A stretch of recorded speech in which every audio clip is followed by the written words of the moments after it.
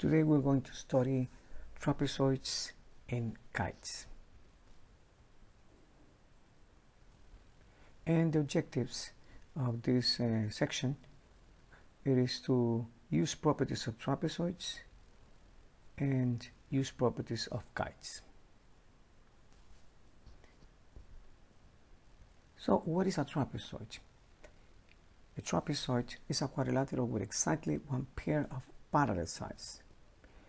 The parallel sides are called the bases, and the other sides that are not parallel, they are non-parallel, are called the legs of the trapezoid.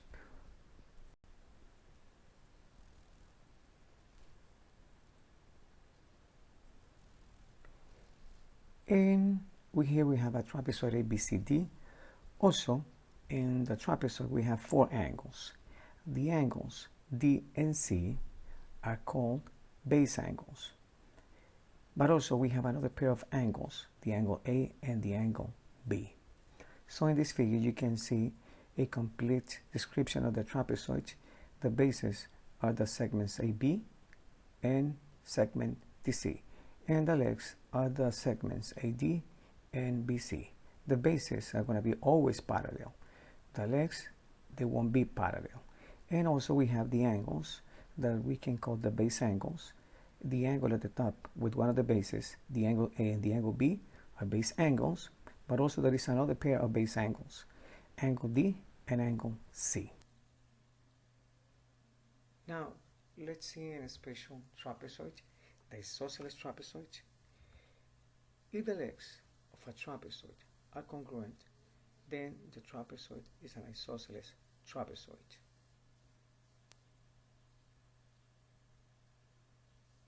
And now we have some theorems connected with trapezoids. The first one, it says the following: if a trapezoid is isosceles, then each pair of base angles is congruent. So let's see an example. I have this isosceles trapezoid, the trapezoid ABCD, and in this one, the base angles are going to be congruent. So the angle A is congruent with the angle B, and the angle D is congruent with the angle C.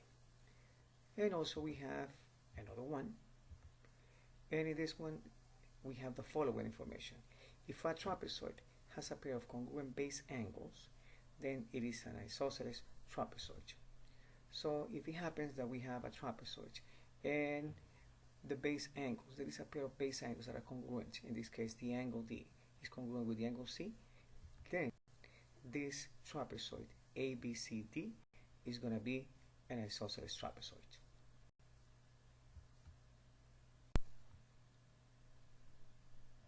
And we have another theorem, and in this one it says a trapezoid is isosceles if and only if its diagonals are congruent. So here we have a figure.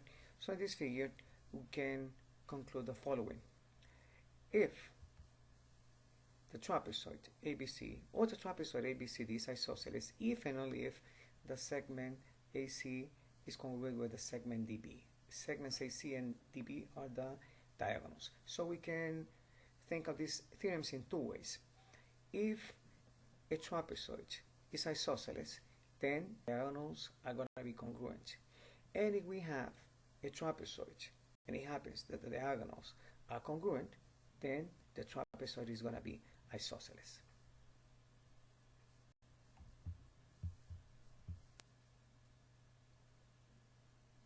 Now that we have seen the definitions of trapezoids, isosceles trapezoids, and some theorems connected with them, let's make an example.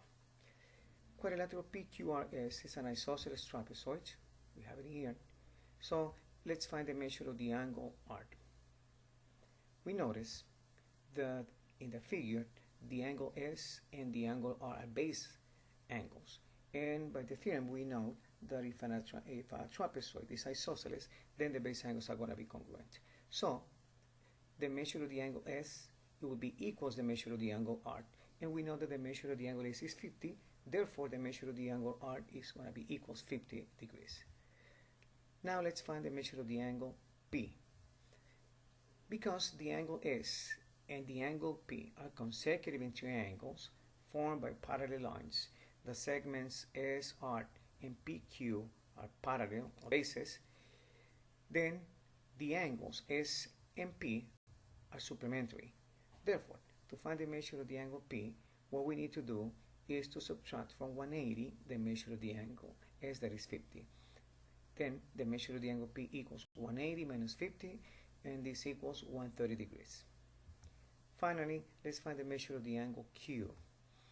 We know that the angles P and Q are also base angles.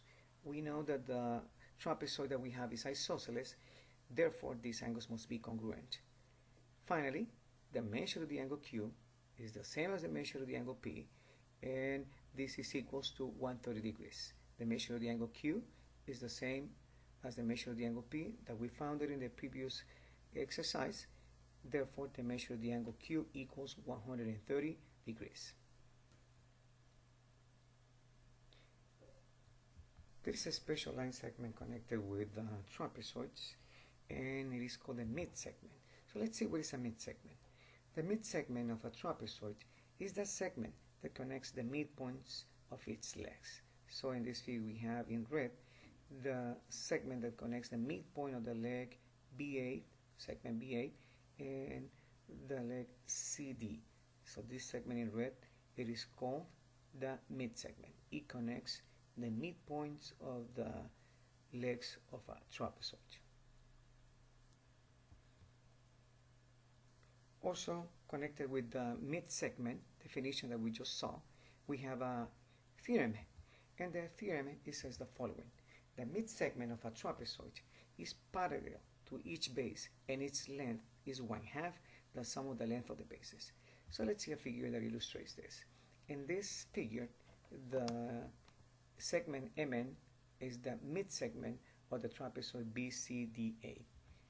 Therefore, in this figure, we have that the mid-segment MN is parallel to the base AD, and also the mid-segment MN is parallel to the base BC. And the second part of the theorem, it says that the length of the segment MN, the length of the mid-segment, is equals 1/2 of the sum of the length of the segments AD and BC. Remember that the segment A and BC are the bases of the trapezoid that we have here.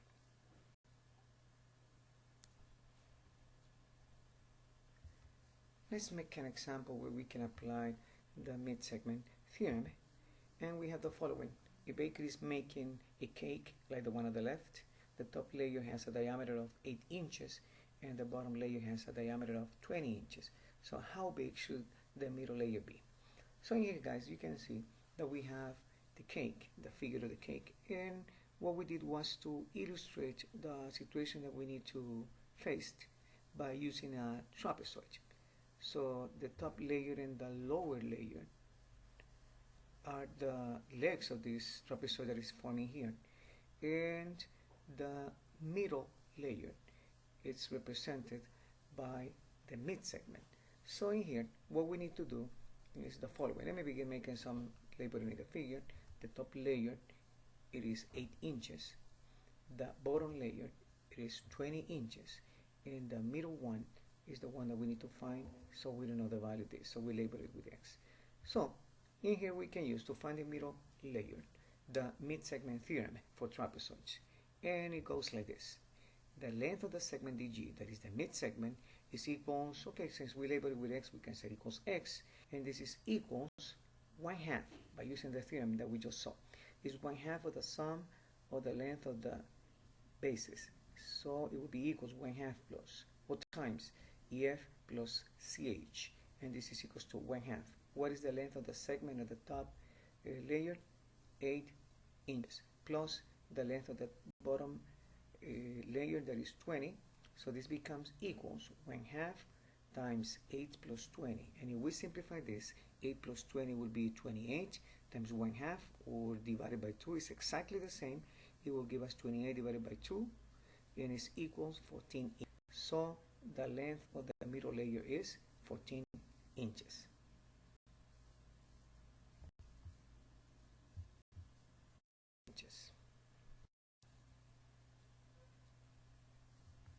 And also we have some theorems connected with kites. The first theorem that we have is as the following.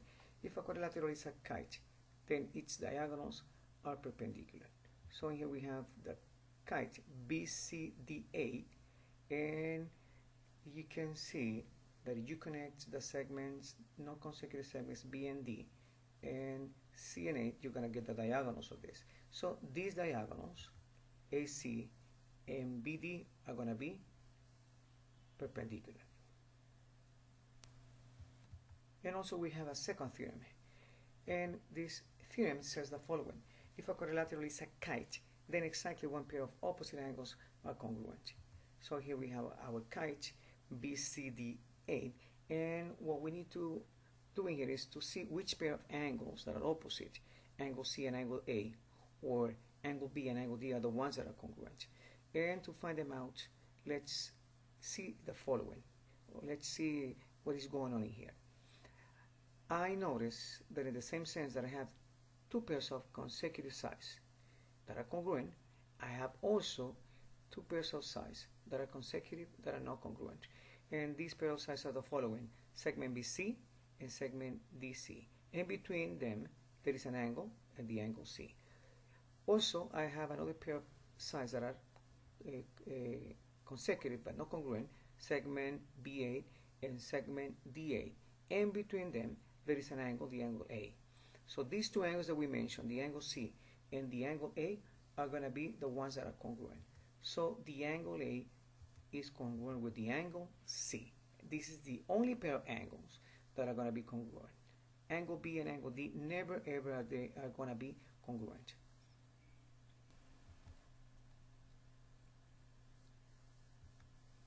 Let's make an example where we can apply what we have learned about kites. And here we have this kite. WXYZ is a kite, and what we need to do in here is to find the length of all the sides of this kite. So we need to know or to find the length of the segments WX, WZ. These two sides are consecutive and they are congruent, and W and XY and ZY. Also, these sides are consecutive, and these are the sides that are going to be the sides that are consecutive that are going to be also congruent. So I notice in here that they give us the drawing. In the drawing we have the diagonals drawn, and the diagonals are WY and ZX. And as we know for one of the theorems that we studied about kites, that these diagonals are going to be perpendicular. So what we have in here, the situation is that we have several triangles that are formed, and these triangles inside of the kite are right triangles. So to find, for example, the length of the segment WX, I notice that I can work out the triangle WUX, that is a right triangle. And in this triangle, I know the length of the sides WU and UX.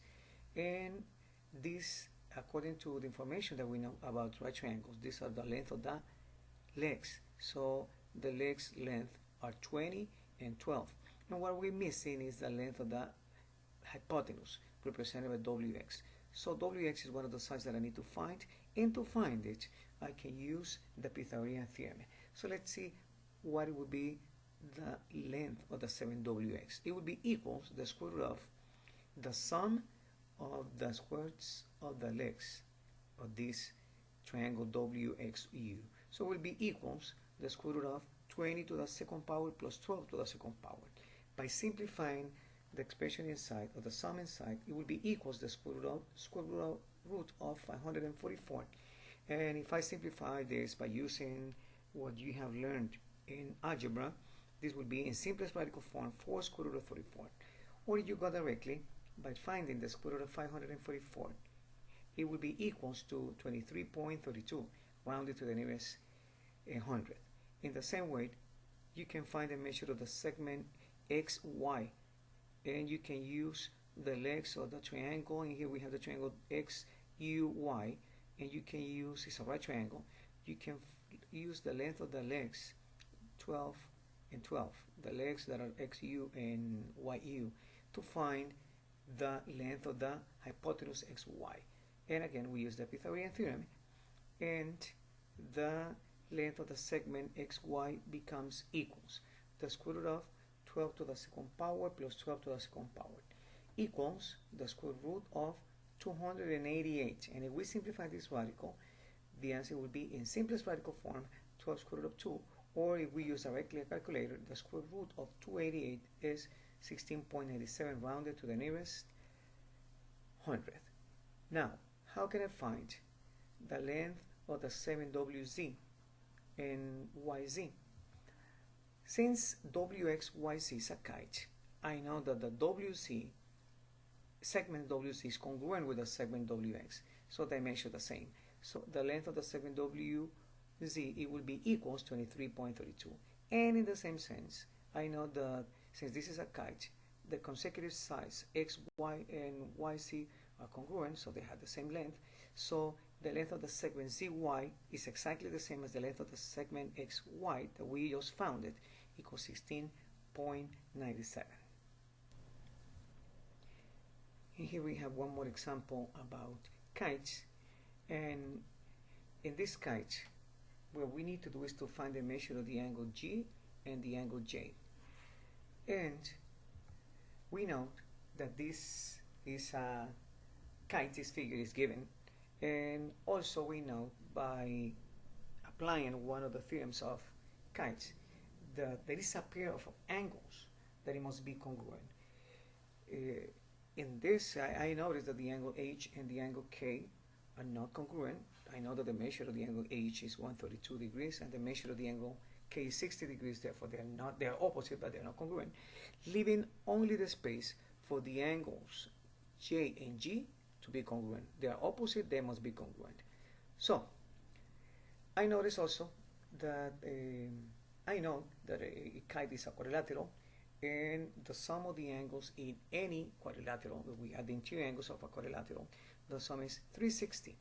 So the sum of the four angles must be equal 360. So I add the measure of the angle H, the angle K, 132 plus 60, and also the measure of the angle J that I don't know it, and the angle G that I don't know it neither. But I know that they are congruent. So we're going to do the following. We're going to use this fact that the sum of the four angles is equal 360 degrees, and the fact that also the measure of the angle G is the same as the measure of the angle J. So I'm going to replace, but I'm going to use one of them double. So if angle G is the same as the angle J, I can say that the angle J it's equals to mg, so because they are congruent. So what I mean is the following. The sum of the interior angles of a quadrilateral is 360. So what we can do is this. I add the measure of the four angles, angle J plus angle G plus angle H plus K equals 360 degrees. But since the angles J and G are congruent, I can replace one of them for the other one. So I'm going to replace the angle J by G. So it would be like saying that the angle G is double in the quadrilateral. So I can say the following. Twice the measure of the angle G plus 132 degrees plus 60 degrees equals 360 degrees. Then if I simplify this expression, this becomes, by adding 132 plus 60 will be 192. 192 passes to the side subtracting. 360 minus 192 is going to give us 168. So if we simplify this equation, it becomes 2 times the measure of the angle G equals 168. And finally, what we need to do is to divide each side by 2, and what we're going to get is a measure of the angle G, and the measure of the angle G is 168 divided by 2, 84. And therefore, don't forget that the measure of the angle J is exactly the same as the measure of the angle G, and that's why both of them equals 84 degrees. And this is the end of the section about trapezoids and kites. Just one word before finishing this section. Trapezoids and kites are quadrilaterals, but none of them is a parallelogram. Don't confuse with this fact. Trapezoids and kites are both quadrilaterals, but none of them it is a parallelogram. The parallelograms that we studied in the previous sections were rectangles, quirks, and rhombuses. And in this section we studied trapezoids and kites, and none of them are parallelograms.